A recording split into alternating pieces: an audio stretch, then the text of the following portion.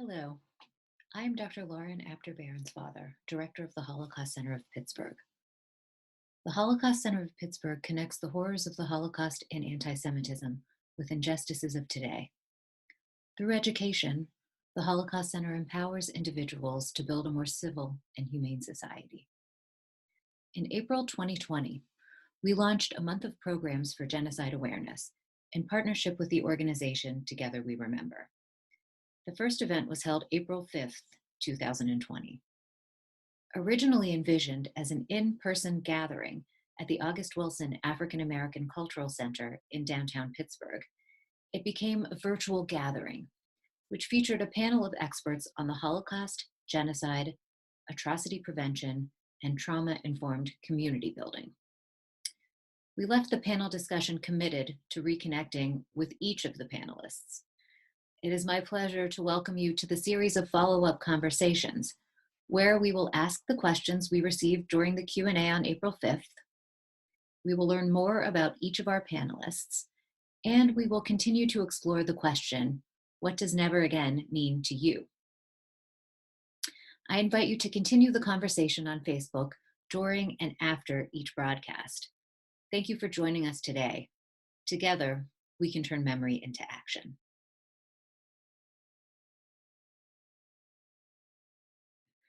Dr. Nichole Argo Ben-Itzhak is the Director of Research and Field Advancement at the organization Over Zero. Over Zero was founded in response to the global need to counteract and prevent identity-based violence and other forms of group-targeted harm. Dr. Argo Ben-Itzhak's forthcoming book is titled Rethinking Today's Human Bombs: Understanding and Addressing Motivations for Political Violence, and that's coming out this year. And she holds degrees from Stanford, MIT, and the New School for Social Science Research. Welcome. Thank you, Lauren. It's great to be here. And I am pleased to share the microphone today with Together We Remember founder and CEO David Estrin, who kindly introduced me to Nichole Argo Ben-Itzhak months ago as we crafted a summit in Pittsburgh, which was held April 5th of 2020. When Dr. Ben-Itzhak and I met, we quickly discovered that we have a dear friend in common, Mr. Sam Gottesman, now of blessed memory. Sam was a frequent speaker for the Holocaust Center of Pittsburgh, well known and beloved for his ability to connect with any person of any age and background. To honor his memory, we invited Dr. Argo Ben-Itzhak to share some photographs, and you're also going to see some photographs of him with the Holocaust Center of Pittsburgh. So you're looking at that now. Down in the corner, you see a much younger Sam than you see in the other photographs. And the two that are in a gallery, I'll reflect for just 1 second. We got together and worked with a community in Pittsburgh called Hazelwood. And in Hazelwood, they put together an exhibit to remember boys lost to street violence. Our Holocaust Center was part of the development of that exhibit. And Sam then met with the whole staff and community members from Hazelwood and connected with them so deeply and beautifully. I have to say that that day sent the Holocaust Center on this trajectory where we are so involved with communities of color throughout Pittsburgh. In this moment, in this COVID moment, it's even more important that we understand what's happening in these communities. So much of our close relationships come from these moments with Sam Gottesman. So you can see him in their exhibit in Hazelwood. And I think we have more pictures that show Nichole's family with Sam Gottesman. So if you could reflect for us, just tell us a little bit about your children and their time with Sam. Sure. It's hard not to be flooded with memories, just seeing Sam here and being back in these moments. So we came to know Sam through a program in Pittsburgh that would pair elders with families who just kind of wanted to informally adopt them. And so when we were paired with Sam, we didn't really know anything about him. And we didn't have extended family in Pittsburgh. So we really did see Sam as this grandfather figure for us, especially over time. What can I tell you? I think of those visits. We would visit him every weekend on a Sunday. Usually we would go to his apartment, but a couple times I picked him up and brought him elsewhere. And my children at the time were probably 3 and 5. Um, they were a handful, and he was amazing. He was not overwhelmed by them. He just took such joy in telling them jokes, asking them for jokes, giving them food. He loved to feed them cookies, sugar, anything. And he always would say, well, it's kind of my right? Like, so there's no hitting back on that one. He genuinely adored them, and they adored him.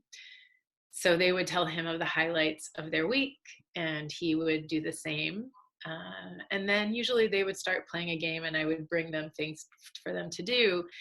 And Sam and I, and sometimes my husband, would engage in these philosophical conversations about love and marriage, or history, or polarization in politics. He, as you know, was one of the most thoughtful human beings who really, really could walk up to anyone, different or alike, and connect with them in moments. He really listened to people, whatever they had to say, and he looked beyond what was being said into sort of the energy in the room. He really kind of met that energy wherever it was. It's a huge skill. It's an amazing skill, and he certainly had that. And Lauren, we didn't talk about this before, but I wasn't involved with the Holocaust Center at that time, and I was aware that it was there, and I was aware of its more traditional programming. When Hazelwood came about through my work at the university, I was aware of that program in sort of from another angle. And so when I came to Sam one day and was talking to him about it, he said, "Oh yeah, I'm working with the Holocaust Center to do this together." And he came back from some meetings completely inspired. I mean, I can't tell you how empowering and uplifting um, it was for him. And so I heard about you. He would talk about you all the time. So I had said, "Can I bring you to this thing in Hazelwood? I think you'd really appreciate it." And he was like, "I'm going with Lauren." And so I never met you, but I heard about you, and obviously he thought the world of you. You were a big person in his life. He also came back from all of the presentations and discussions that he attended at the Holocaust Center, just really feeling how important they were. And like that was a major source of meaning and value for him. So Uh, oh my goodness. Thank you for sharing that. And I mean, it was mutual. We were a mutual admiration society. When he came to the United States, very briefly, because we have a lot to talk about, he had an uncle by the same name, Sam Gottesman, in McKeesport, Pennsylvania, where I'm from. So when he came to the US, he had prior to that had written a note addressed to Sam Gottesman, McKeesport, Pennsylvania. He didn't have an address. And it got to the uncle. And that is how Sam and his sister and father got out of Europe after the Holocaust. And they spent wow. one night in McKeesport, Pennsylvania, and then they came directly into Pittsburgh. But because he kept family and close relationships there, we could reminisce about, restaurants and bakeries that no longer exist. And it was just a close friendship. He was a friend, a dear friend. And I'm so glad that we got to talk about him a little bit, because the story of Sam and what we've learned from him and what we keep from him is part of what motivates the Holocaust Center to engage in the kind of conversations that we're having now. The resilience that we learn from Holocaust survivors, really the caring that we learned from Sam motivates us as we try to build bridges and repair the ills of our world. So I want to come back to something that we talked about. But before we do that, I'm wondering if you could tell us just a little bit more about your work for Over Zero as context for what we're going to talk about next. Sure. So I'm the director of research and field advancement at Over Zero, and And really what that title refers to is this merger, this connection between research and everything we know about intergroup dynamics, be it from political science, sociology, psychology, and practice. So there are a lot of people working on preventing or reducing violence, negotiation, peace building, all these things that are connected. But they often don't have that direct linkage to, well, what is the state of the art research, or why is it that we see these patterns we see, or how can we test this new intervention we're doing? How will we know if it's working? Or if it's working in one place but not in another, why? And so Over Zero was really born of this recognition that there needs to be a pathway. There needs to be something at that nexus that makes it easier for people on both sides.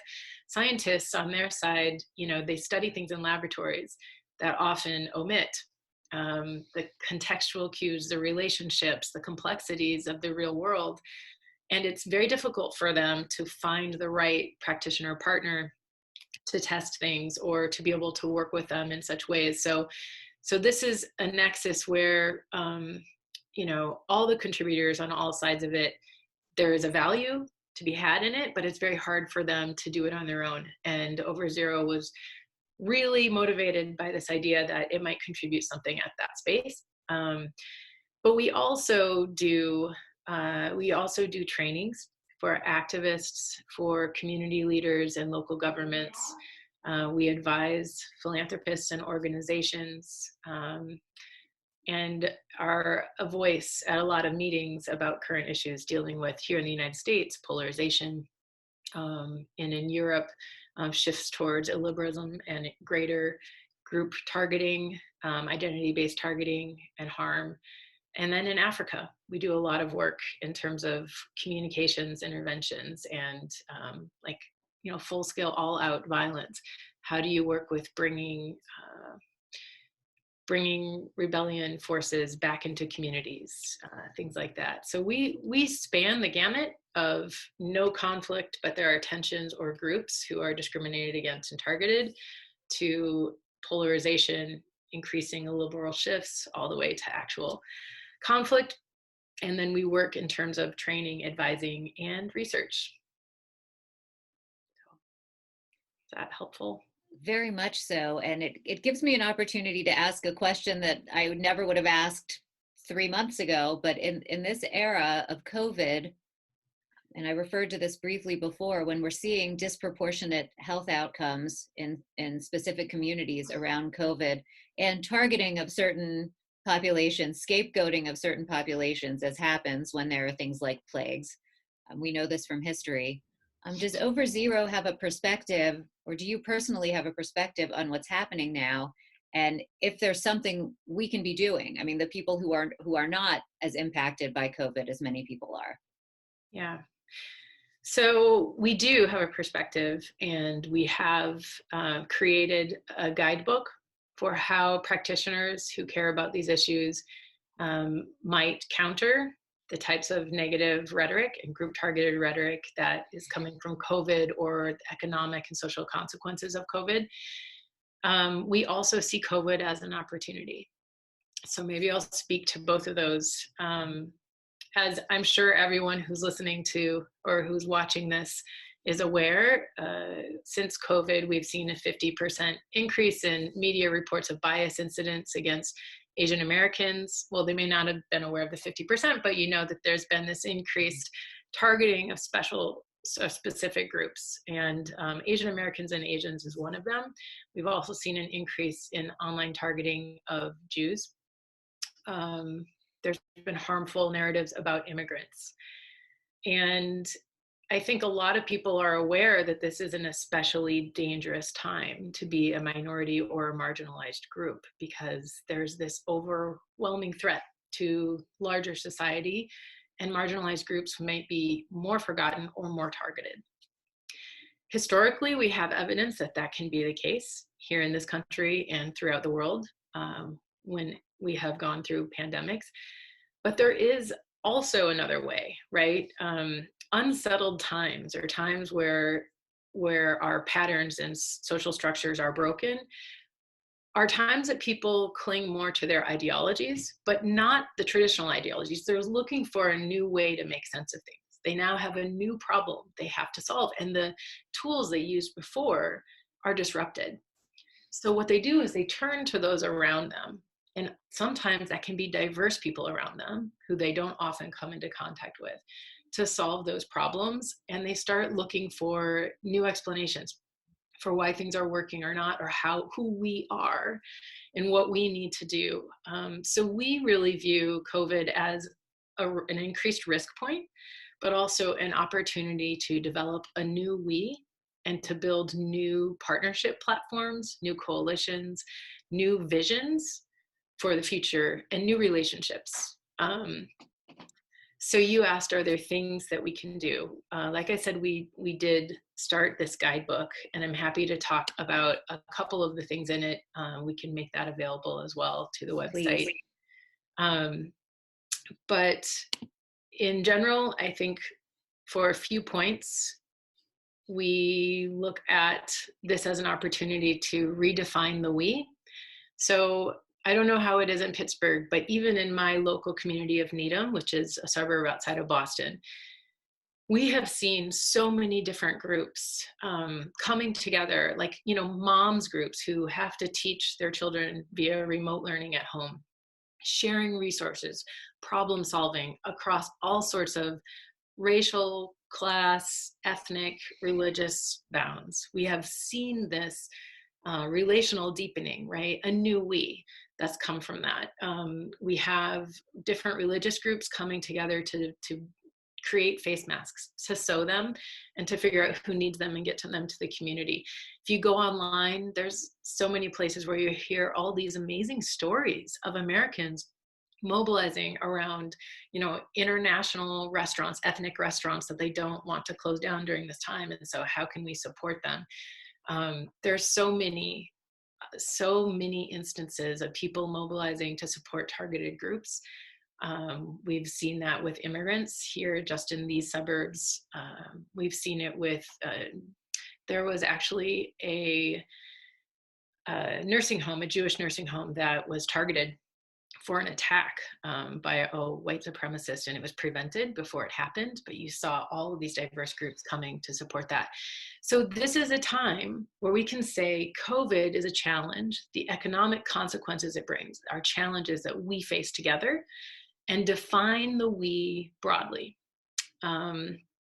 So activating town identities is one really easy example. Another thing that we can do is tell stories that promote cooperation. So I just listed a few of them. One of the things I hope Over Zero does is I think we should bring together a ton of these stories and share them with all of our partners, because once we hear that someone else did it, it makes so much sense for us to be able to do it, right? We know it can happen. We have guidelines for how to make it happen.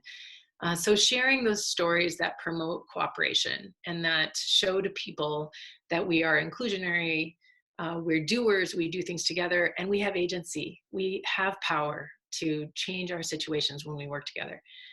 And then another piece is preventing negative norms. So there are a lot of harmful narratives out there right now related to COVID. And whenever you recognize or identify one of them, it's a really smart idea to make clear that most people do not approve of it. And this comes to something that we talked about a little bit on the panel, Lauren, which is that as humans, we are very affected by social norms. So what we think others in the communities that matter to us are thinking or doing or think should happen. When we hear somebody, assert a harmful narrative, it tells us, oh, it's okay to say that now. But if we hear that, lots of people did not approve of that narrative or do not approve of that narrative, then that's the lesson that we take from it. So just being aware of what's being said, and that our voice can shift the takeaway that comes from those narratives. And then, overall building messages that resonate and undercutting these harmful narratives. So in terms of narratives, separating the people who have or may have contracted COVID from the disease itself. and using metaphors that set positive frames. So avoiding metaphors that prime for fear, anger, suspicion. These are often like biomilitary metaphors. We don't want to compare COVID to war or crime because it sets our brains to more of an us versus them enemy frame. Being strategic with our messaging to increase empathy and engagement across group lines. Undermining stereotypes. So if a lot of people are linking COVID to Asian Americans or Asian cultures, highlighting stories of where Asian Americans or Asian groups are contributing to communities, but avoiding exceptional stories that make it easy for people to say, oh, that's not the norm. And then using best practices when we correct misinformation or disinformation. So rather than saying, repeating the incorrect thing. So if someone said John is a thief, it's not very effective if I say, no, John is not a thief, because we're still reinforcing that connection between John and thief. But instead, to say John is a good person, John has done this for the community, etc. And then lastly, thinking about our messengers and our channels, especially in a sense of the long game. So COVID is this moment now. We're starting from where we're at and we're building forward. Any new, diverse, inclusionary networks that we build and grow, anything that we do effectively now becomes a positive history from which to launch forward in the future. So really thinking about who our partners are, not just in terms of one effective campaign, but the longer term. And how do we really build partnerships that enable to do everything I just said, not just in relation to COVID, but in relation to our futures, a more just and equitable future. That was a lot of talking. No, that's incredible. I'm just thinking about it in the context of the work of the Holocaust Center, and we have David on the call, the work of Together We Remember, and what everything you just said means for our organizations and our communities. I want to bring it back to something that happened on April 5th on the panel when we were talking about connecting communities. And I think that Jackie has a clip of what you said. A lot about bridge building, and it is very important. And there are a lot of ways to go about that, and it's much more complicated than often talked about. But one of the things that we want to highlight is that there's a great deal of work that needs to happen within in-groups, right? So it's not just about bringing people who are different to a table and having them talk. It's also about us going back to our own networks and modeling behavior of respect and inclusion. And that also means policing behavior that goes too far. The point was so important and interesting to us because we've seen a lot of efforts from inside the Jewish community in Pittsburgh to connect with communities of color or communities of other identities, and it's not always successful. So this idea that the work needs to be done inside the community as well is very important. And part of the reason that we planned our April 5th event was out of a desire to build a network that would come together, a coalition that would respond to forms of hate. And that was such an important note for how you really can get that done. So I was hoping you could tell us more about that and even what experiences you have had working in communities that had a need to realize that.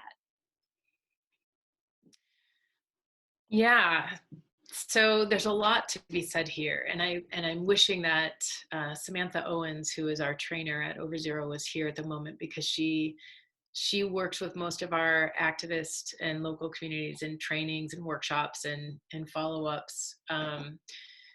But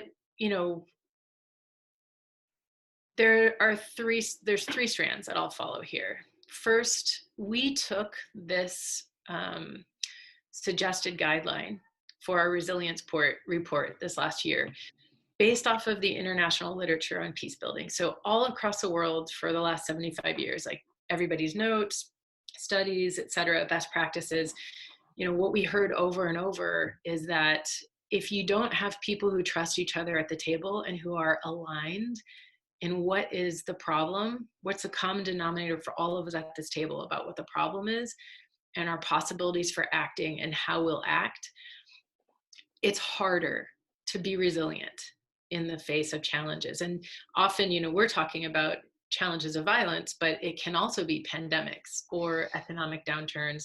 The beauty of the resilience model is that once you have it, you have this collective agency, this power that you don't have without this relational infrastructure. And no matter what comes at you, you're able to use it. You have this fluency. So we did this reading with pretty much in awe. It's nothing surprising. Of course, you would expect, there's studies, the UN realized it when Ashutosh Varshney published a book looking at communities in India that did not fall into violence after certain riots or rumors played out versus those that did. And they just realized that they had more cross-cutting civic networks. So the water group and the city council and this group and that group were represented by all these different minorities who talked to one another.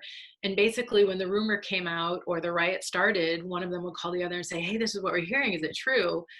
And it would not be true. And they could go to their people and say, no, do you trust me? If you trust me, then I tell you can trust this person, and it would stop.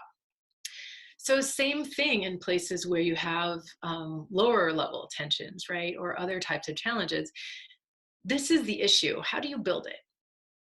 So in our age of polarization, it is the biggest, go-to word, bridge building. Let's invite everyone who's different. We're going to show that we're inclusive. We're going to listen to each other. We're going to support each other. Everything's going to be good. I won't get into all the reasons why it often doesn't work, but it's very complicated. We're coming from our political and social contexts where, you get invited, and is this a nominal invitation? They just need someone to represent this community. Are they really going to listen to what we have to say? How can I focus on polarization when there are these inequities and I have to put those aside to have this conversation with you? So this idea of relationship building, for a moment, it's not enough. It really has to be a process. And those peace building, like resilience committees that worked the best, were those that had histories or were building histories of successful collaboration and interventions. It could be around a well somewhere, or a children's group, or whatever it was that the community needed, that people from these diverse communities were able to align and address it, and everybody felt heard, even if they didn't get their ideal way. And those relationships were at the center. So I can't tell you how many papers focused on this, that you actually have to invest in building those relationships. Many people go to summer camps, right? And they remember them for their lives. We don't have time in the professional world to send everyone to a week-long experience in the woods with a rope course. And yet a lot of the research says that will really help you when the time comes, and trust is the first thing out the window. So one piece is building relationships across these diverse communities, and not just come to the table once and let's talk this out, or even come to the table and 5 times a year to affiliatedly share things. Like, it's problem solving focused on a common issue, aligning about what can be done and why, and having each other's back. But it's also then coming back to your home community and modeling that, right? So perhaps bringing those partners into your home community, letting other people see that, telling stories of the shared responsibilities and the work that's being done, positive stories. And I think at the end of the day, it all comes down to process is as important as any outcome. If you get a good outcome with a process that was half-baked, I wouldn't necessarily expect a repetition of that in the next challenge. And if you have a great outcome or a great process, something good will be in that outcome. And maybe it can be improved upon. But if the process is good, it's sustainable and it can grow. So there's a world of things to discuss about how to build those relationships and how to do all of that. But that's really it's really this understanding that you need to go across networks and you need to be deep in those networks. It can't just be the leaders at the table doing this. It makes me think so much of Sam Gottesman and his involvement in Hazelwood, and how, I mean, in that moment, we really set an incredible foundation, and how strong that relationship continues to be between the Holocaust Center and the Center of Life, and that community in our community. And so, I mean, in a very small example, I've seen what you're talking about work. And I want to now bring in David Estrin, because he has done work with Over Zero, and also what you were saying about the opportunity of this moment to forge connections and partnerships that might not have been possible before is something that we've seen in action in our work with David over the past couple of months. So David, I wanted to bring you in, and can you tell us a bit about your work with Over Zero and ask any questions you might have? Just join us. Certainly. Well, first off, I am so grateful that Over Zero exists. The team and the leadership have informed so much of what we do at Together We Remember. So as Nichole is sharing these insights, I'm just thinking, okay, we've applied that in this way, and we need to push more in this direction in our model and what we do. And we see our work in using collective memory to spark collective action. We see collective memory as the vehicle to apply most of these insights, that if we can bring communities together across lines of difference, and also within communities to acknowledge the legacy of atrocity that might be local or international, if we go about that process not just once, but like again and again and over multiple years, then we'll build the willpower, the muscles for collaboration that are necessary to exercise resilience. So we often talk about the infrastructure of resilience, and we believe that if we go to a community and we don't see an interfaith organization, if we don't see, insert all those different types of groups that bring folks together, if that's not there, then it's going to be that much harder to go about the work that we're trying to do, and so many other organizations. So it's just been really a privilege to go about applying a lot of these insights. And I also wanted to just underscore one of the points that Nichole made about this moment that we're living in that the sands are shifting under us, and it can go one of two ways. We could either really take this in a really negative direction, or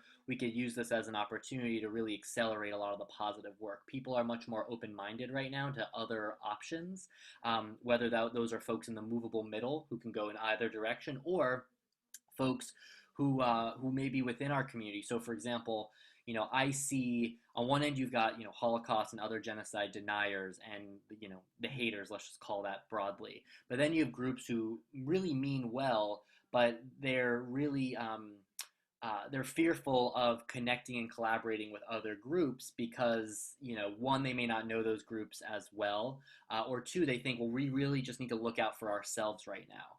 However, there's this counterintuitive logic that if we look out for ourselves right now, we may actually foster more hate towards our own group among those who we should really be allied with.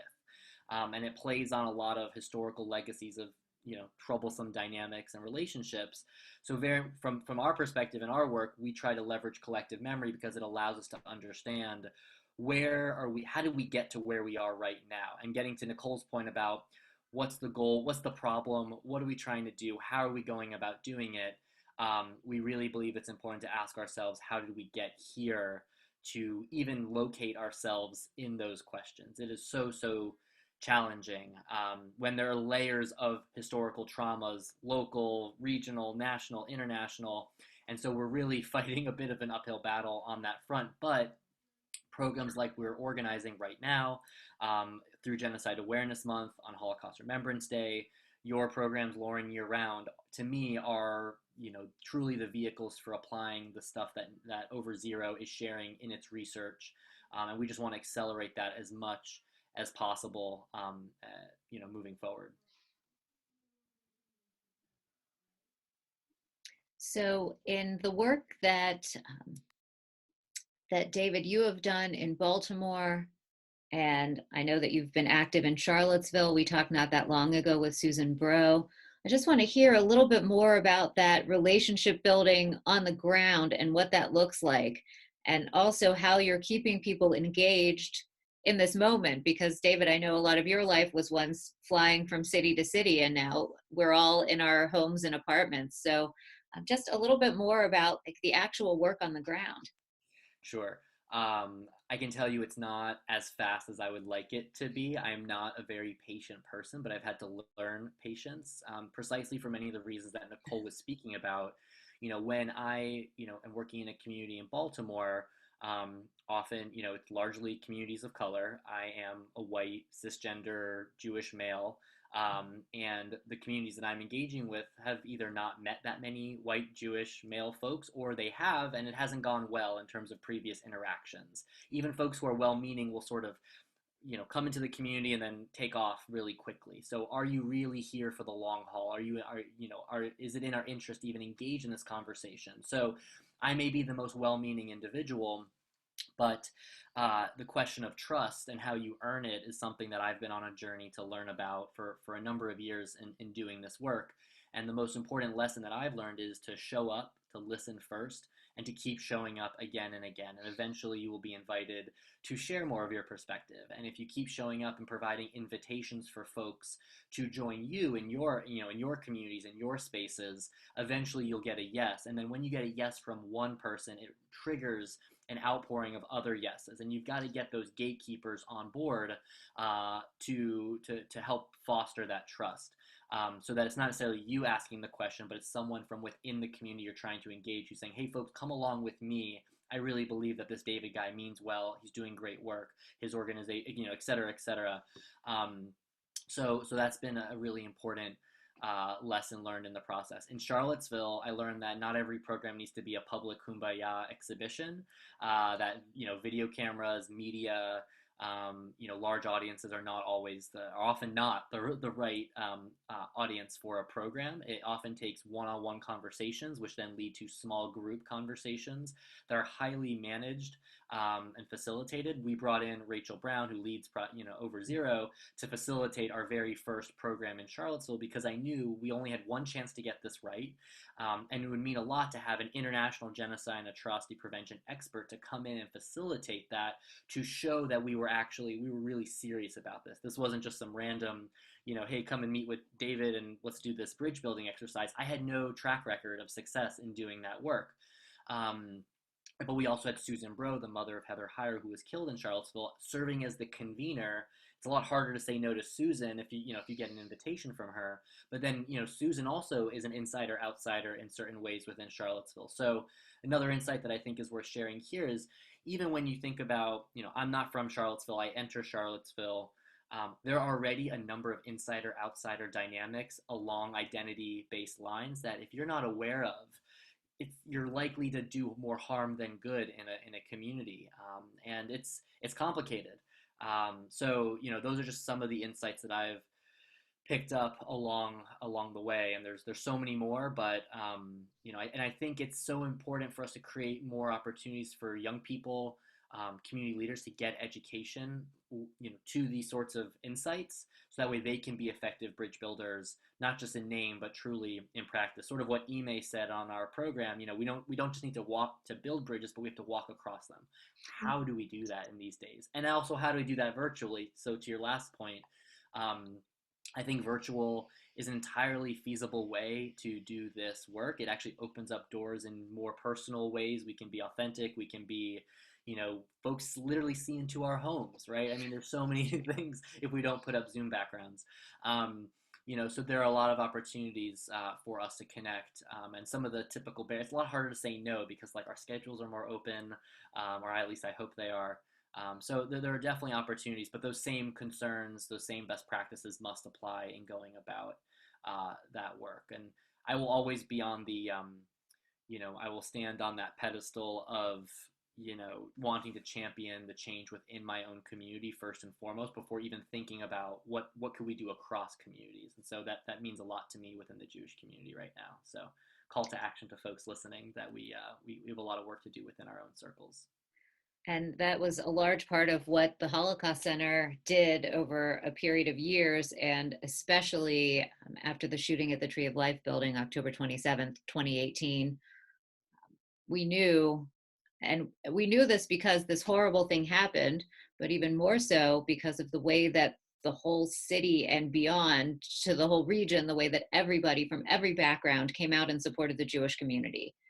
And that was a wake-up call to me, and I saw very quickly that inside our community, at least our community at the Holocaust Center, there was an eagerness to have a deeper kind of engagement. And in fact, the program that we planned together and that we were all there April 5th grew out of that desire to keep that incredible moment alive.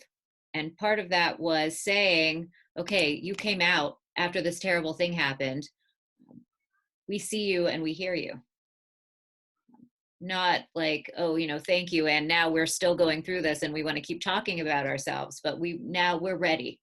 We are ready now to see that we have an important role to play, and it's not as the people stopping by once and then out of there. It's as people who want to have an ongoing relationship, want to make this a better place, want to make it the place that it was in that moment right after the shooting and keep it that way long into the future. Lauren, could I jump in and share like an experience that I had in the wake of what happened in Pittsburgh, and then bring it into a city council meeting in Baltimore, where a community member was saying, I know 11 people, members of the Jewish community, were killed in Pittsburgh, but 11 people were shot on Tuesday night here in Baltimore. Where's the reporting on that, right? And this was a person of color, and I was speaking about, the need to bridge lines of difference, et cetera, et cetera. And, regardless of, I think members of our community may like have a visceral negative reaction to that statement, and then we end up in this sort of territoriality of suffering and competitive suffering. How do we transcend that through our programming, through our messaging, through how we collaborate? That to me is probably one of the biggest questions, because it's in our control. It's something that we, in making some decisions, could really make a difference on. And so I'm curious, how did you see that play out at all in Pittsburgh, even within the circle of Pittsburgh, similar to how, communities of color may be looking at that event from Baltimore and other cities that are affected by, pretty intense violence? It's a great question. And I want to bring Nichole back in as soon as possible, but we did see that. But we also saw communities of color, people saying that they felt seen after what happened here. So really, it was both extremes of that. But yes, indeed, there were a lot of people in communities of color who felt like, why is everyone coming out now that this happened in the Jewish community when it happens here all the time? When you add trauma to the mix, it gets very confused. I mean, when you add trauma to the mix, you cannot add logic and think that you're going to get somewhere. But what you do have to add is a willingness to listen, is what I would say. But we have an expert on the call. So Nichole, please, what do you think? I loved it when you just said it now, and when David said it earlier, that as much as I think process is more important than outcome, the key to process is listening first. And I think in the wake of trauma, I mean, there's two things, as both of you were talking, that stood out to me. One is crises are focal points, which, like everything else, they can go both directions, right? They disrupt the normal flow. And you either see resilience and people coming together, and sometimes with ambivalent stance about it. I'm shocked. I feel for you, and also, why haven't you guys paid attention when this happened to us? But then the way that you act on that and usher it forward and call everyone into that moment, I think tells you how you're going to move forward. So are you listening? So yes, this happened to us. Processing a trauma, the biggest piece of it is making sense of it, right? And the victims for that moment have to make sense of it. And part of their sense making is who's coming to support us in the aftermath of this. And part of that sense making is saying, well, what does this look like around the world? Who are the other people who might have been going through this that, even if I was aware of it, I wasn't really feeling it like I do now? Because that is going to bring groups together, right? Then you're turning to say, tell me your story.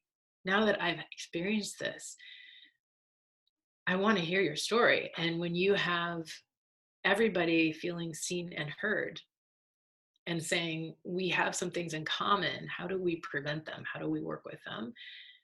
You've just created that resilience space that we've been talking about. So it's trite to say crisis is opportunity and things like that, but it always is, right? It's not. Viktor Frankl, this incredible author of a book called Man's Search for Meaning, he always says it's not what happens to you. And this was someone who survived the Holocaust and saw the most tragic stories, experienced them personally. And he would talk about who survived Auschwitz and these other places and who didn't. And from his own personal experiences, and say, it wasn't what happened to them. It was how they dealt with it. Could they find meaning? And maybe the meaning was, I'm going to save this piece of bread all day and not eat it in order to give it to this other person. And it's not the bread that's keeping them alive. It's actually me renewing their faith in humanity and in goodness and in something larger than ourselves. So finding that meaning and coming together around that can be a huge opportunity in the wake of trauma. It makes me think of Sam Gottesman again. And when he would tell his story of the Holocaust, it was his father, and being sure he was with his father and that his father had enough food, and for his father that Sam had enough food, and their being together was part of their survival. So that's, again, I'm sure we both could bring it back to Sam Gottesman in every moment. But this really makes sense. And I'm also thinking of what happened in Pittsburgh after the shooting here, is that there were many other shootings. And then the Jewish community came out in support of communities where that happened. So, I mean, in a time of increasing and really horrific violence, we did see these moments of people coming together, and it did build a foundation. Has it addressed every problem we have? Not even close. So, I mean, we have to keep it going. And that is something that the Holocaust Center has been committed to in these months of social distancing and sheltering in place, is making sure that we show up for community conversations and programs. We wondered about conversations that we should be generating. And then I said, let's just think about the conversations we should be amplifying. And so it really has been a time of great learning and a time of opportunity for us. Well, there's a spotlight on a lot of problems when we see disparate health outcomes with COVID. And some of those are structural. They've been around for a long time. It will take a long time to move the needle on that. But we can look at it and raise awareness of it. And that's been a real priority of ours. We had, in part of our work to engage across different communities in Pittsburgh, we recruited people to participate April 5th.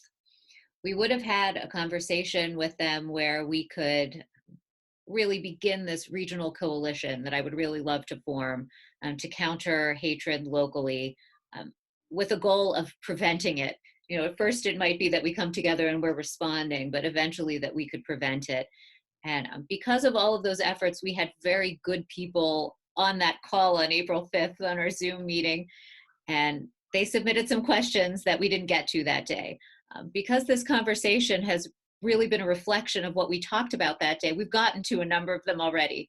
But I want to make sure that I share those questions and we can hear from you what you would have said if we'd had time that day. So one of them actually does connect to an example you gave earlier. And this actually came from a student of Professor David Fry's, who was on the panel. Mandy Rawlinson is the woman's name, and she asks, with COVID-19, many people and families being at home have more time or are doing homeschooling.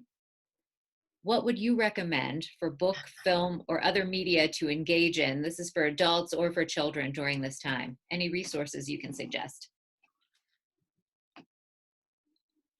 I will give you some things off the top of my head. I also passed this on to my team, and they agreed to throw out some ideas which we can share afterwards. I'm a big believer in norms, as you can tell. So one of our favorite things to read with the kids, and our kids are 5 and 7, so a little younger here. Stories for kids who dare to be different.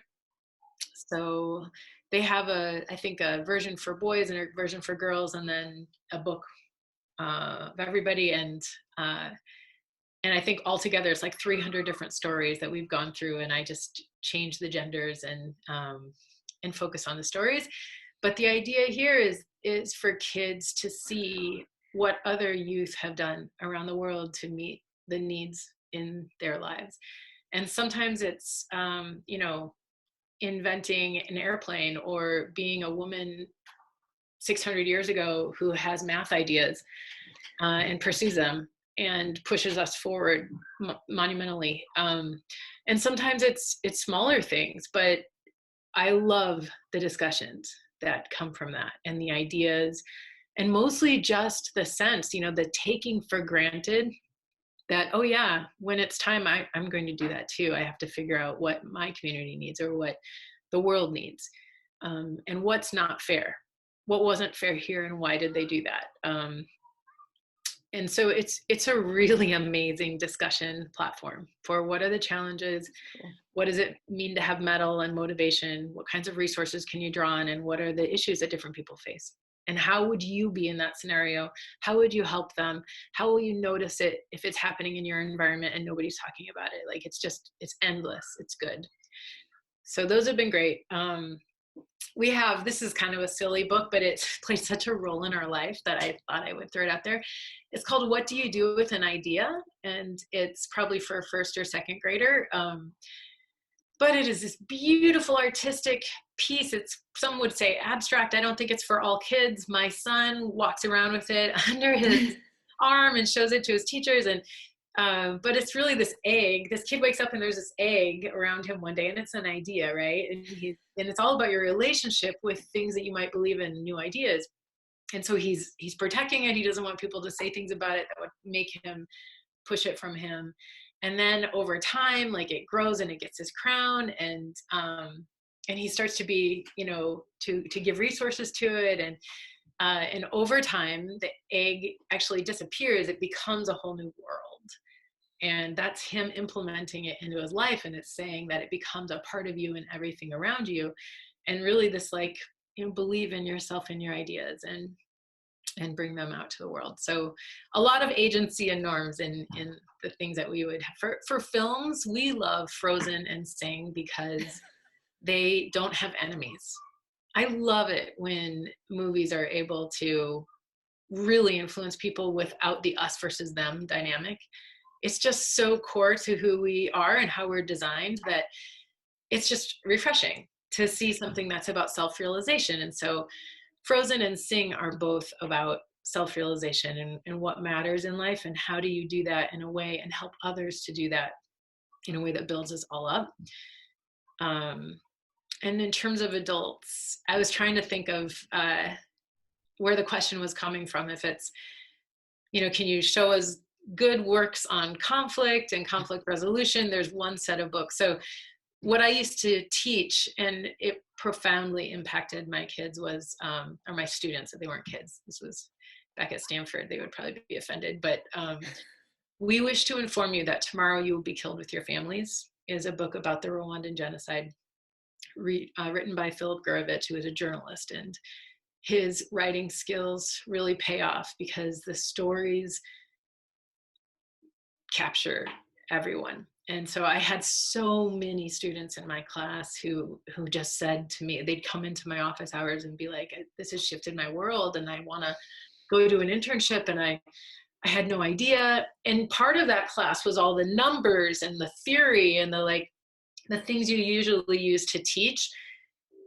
And people would be like, oh, that's so crazy, I had no idea. But the book had them running to engage the world. So that's a great book. It's tough, obviously, but good. And I think everyone should read Viktor Frankl's Man's Search for Meaning. And when you need a reminder of beauty, I always think Mary Oliver is a worthy addition. Alone in the woods at the dinner table, she's a poet, and she spends a lot of time thinking about nature and beauty and purpose. And our kids love her as well. And then for podcasts, I don't know, recently I realized that Brene Brown had a podcast, and I've gotten a lot out of that. But a lot of these themes about vulnerability, respect, listening, in our age of polarization, one of my pet passions is for the youth today and for us of all ages. We have become so polarized, we don't talk about issues. And if we do, it's very much about why you're wrong and who you are, and not about the actual issue. There's some super basic science and psychology about how to engage difference in a respectful way, where at the end of that discussion, people would say they're closer together, even if they acknowledge nobody's stance has changed. And it's very simple. It's about listening and affirming the good ideas and rationales or motivations that you see on the other side. And then also talking about why you see, like, oh, I see that this was important because of this for you. And I agree. And these were great points. What if this information was the case? Would that change it? And, respectfully engaging someone in dialogue. I think there are some very basic things that our grandparents, my great aunt, utilized in her daily life. She didn't dismiss people, even though she virulently disagreed with them sometimes, but she still saw them as a human and a good person. And we've lost that. That is actually a tool that we don't teach in school. We don't showcase often in families, certainly not in the media. So Brene Brown talks a lot about vulnerability and about respect and listening and interconnectedness, and things like that. I find that valuable. These are really amazing, far-reaching recommendations, and that's the richest response I could have imagined to this question. So thank you for that. And I'm always interested to hear that, you're recommending Brene Brown. Obviously she's in Texas. I'm a University of Texas person. That's her school. So I feel connected to her, even though that is our only connection. So thank you for bringing that up. It's a great place. Yeah. It is a great place. I lived there a long time. So I want to ask the last question we had from April 5th, which is also how we like to conclude these conversations. The program on April 5th was, what does never again mean to you? And I want to give you a chance to respond to that. But first, this question, which came from Melissa Mott from Echoes and Reflections. Where some people see apathetic or digitally consumed me generation, I see young people galvanized for a more just and equitable world. What are your thoughts on youth action? How do young people play into what never again means now in today's world? I agree with Alyssa. I think that the youth today are very value driven. They see a lot of things that aren't working for the generation preceding them. And I really appreciate their perspective on why it maybe is not the path to follow, right? So I think my greatest simple response to this, my simple response, not that it's a great response, is that youth today have the possibility of building new norms and shifting them even into mainstream discourse and behavior for their elders. In fact, if you want norm change, you usually start it with the youth, because the parents and others really listen to their kids. But I think of norm setters as engineers. They're social engineers. And that's how important I think norms are. We have civil and other types of engineers building bridges and building houses, and they use metal and wood and steel. And I think norms and relational infrastructures are like metal and wood and steel. And we forgot it in our generation. It was about money and savings and power and outcomes and bottom lines. And the processes were a little lost, the social ones, right? A very individualized world that I grew up in. And I think that the newer generations are aware that their actions matter, that what they say has value. I mean, this is also social media generation where I can make a video and it can, go up in air, which for our generation, like, oh, you lost this thing. For their generation, that's the value. Only you got to see it, right? Like, I think that this is a time that all of us need to realize we have power and agency by our voice and our actions. And if I choose to do something inclusive and listening and respectful and build it with others, it'll be reciprocated. If people in my group do things that are not in that vein, that are restrictive, that target others or denigrate them, my voice is the most critical next step. Do I go along with it, or do I upstand? Do I say, oh, that's not who we are. That's not going to help us. That's not taking us to a good place. Here, let's do this. That is power, and that builds a world where we all can belong and solve problems better, where all the resources that right now are disconnected in our lives can be brought together in synergy.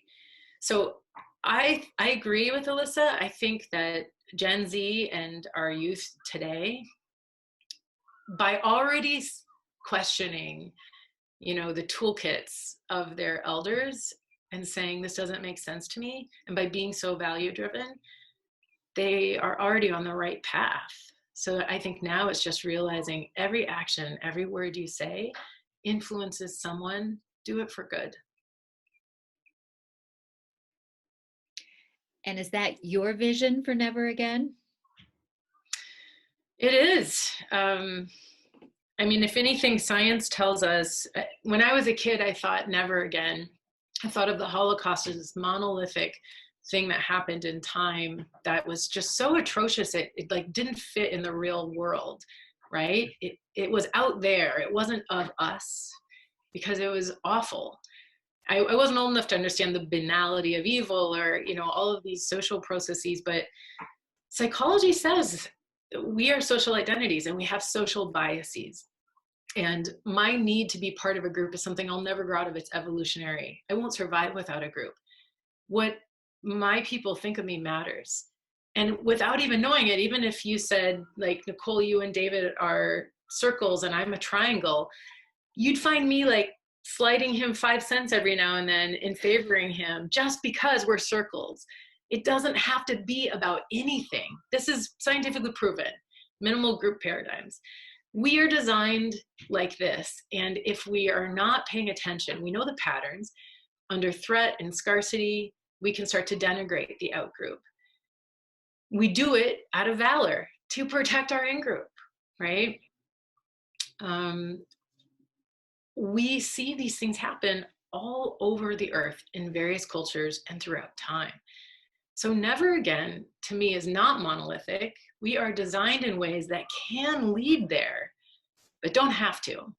And that means that every day when I see patterns, like even polarization and the inability of people in our country to talk to one another about issues without making motive attributions and saying you have bad intentions or that's just who you are, that stuff's scary to me. And I think Never Again is really about those processes. We build it from the bottom up. You go after the small stuff because it becomes the big stuff. And that's where you step in with a voice that's inclusion and respect and finding the commonality. On all of those issues of polarization today, there are areas of commonality. When do you hear it reported in the press? What if we started every conversation about immigration where we said, this is where both liberals and conservatives agree. There are questions or issues for both of them regarding this or that. All of a sudden, that entire discussion is different, right? So I feel like Never Again starts there in this discussion, in every discussion. How do we respect each other and how do we build from what we have?